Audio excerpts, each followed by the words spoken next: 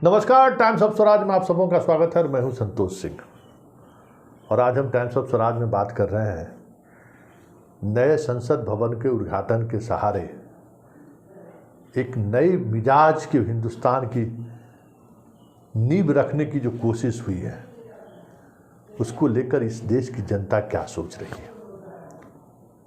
जरा पहली तस्वीर देखिए, क्योंकि हम तस्वीर के सहारे ही सही हम ये आप तक पहुंचाने की कोशिश करेंगे कि इस नए संसद के सहारे जो चीज़ें बदलने की कोशिश हो रही है उसके पीछे की सियासत क्या है और उसका दूरगामी प्रभाव क्या पड़ेगा इस देश पर। जरा पहली तस्वीर आप देखिए, आप अपने स्क्रीन पर देख रहे हैं, मोबाइल के स्क्रीन पर आप देख रहे हैं। ये तस्वीर है जिस वक्त देश आज़ाद हुआ था और पार्लियामेंट के सेशन में, मतलब पार्लियामेंट का जो सेशन है इसकी शुरुआत होने वाली थी 1950 में, जब हम अपना संविधान लेकर 26 जनवरी 1950 को एक गणतंत्र की घोषणा किया। उस दौरान एक तस्वीर खिंचाई गई थी।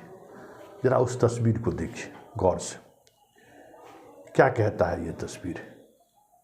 बहस छुड़ी हुई है कि ये तस्वीर इस देश के बदलाव की निशानी है। ये तस्वीर मेरा देश आने वाले समय में किस दिशा की तरफ बढ़ेगा उसकी निशानी है। इस तस्वीर में हिंदू भी हैं, मुसलमान भी हैं, सिख भी हैं, ईसाई भी हैं, साथ ही साथ LLB धारी भी हैं, इंजीनियर भी हैं, मतलब हर तरह के योग्य और हर समाज के लोग इस तस्वीर में दिख रहे हैं।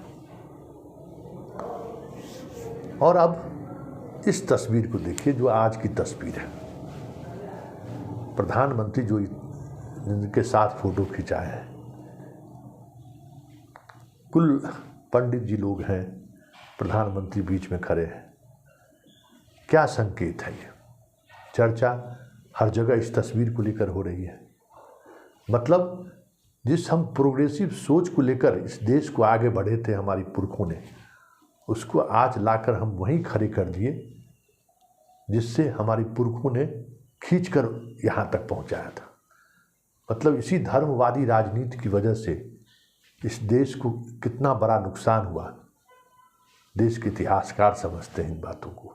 लेकिन नेहरू ने, अंबेडकर ने, पटेल ने, गांधी ने इस देश को जहाँ खड़ा किया था और जिस दिशा की तरफ बढ़े, आज उस दिशा पर विराम लग गया है। अब आज से देश एक नई तरीके के सोच के साथ आगे बढ़ रहा है। स्वाभाविक है। तो आज के दौर में ये जो एक नई व्यवस्थाएं सामने आई है, ब्राह्मणवादी व्यवस्था, जिसके खिलाफ इस देश ने एक बड़ी निर्णायक लड़ाई लड़के चीज़ों को अंजाम तक पहुंचा दिया था। अब नए तरीके से चीज़ें फिर से शुरू हो गई। इसको काउंटर करने के लिए एक और तस्वीर जारी हुआ। जरा इस तस्वीर को देखिए। एक तरफ पंडित जी बैठे हुए हैं, दूसरी तरफ इस देश के आदिवासी राष्ट्रपति। अब जरा इस तस्वीर के सहारे भी चीज़ों को समझिए और उस नैरेटिव को समझिए कि मोदी जिस हिंदुत्ववादी ताकतों के सहारे 2024 को फतह करना चाहते हैं, भाई ब्राह्मण हिंदुत्ववादी ताकतों का प्रतीक है। उस प्रतीक का काउंटर आदिवासी और दलित राजनीति के सहारे विपक्ष कर रही है। ये तीसरी तस्वीर जता रही है। मतलब ये देश कहाँ से चला था और कहाँ आकर पहुँच गया, इन तीन तस्वीरों के सहारे आप समझ सकते हैं। बात यही खत्म नहीं हुई है। एक चौथी तस्वीर पर भी हम चर्चा करेंगे।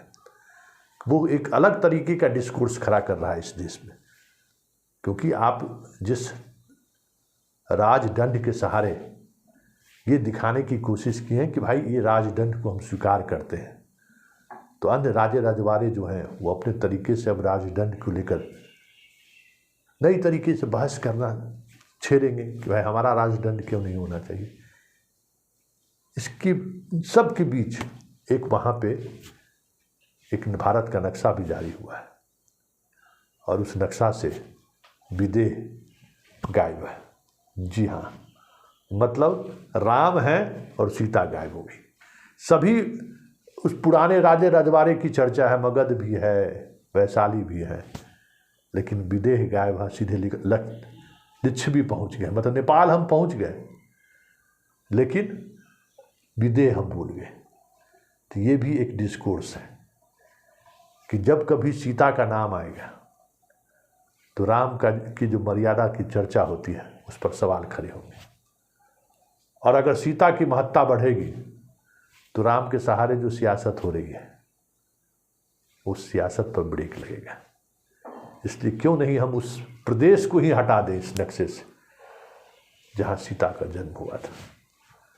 तो ये 4 ऐसी तस्वीर हैं इस संसद भवन के उद्घाटन के सहारे, ये समझने के लिए कि देश कहाँ से चला था और हम कहाँ पहुँच गए।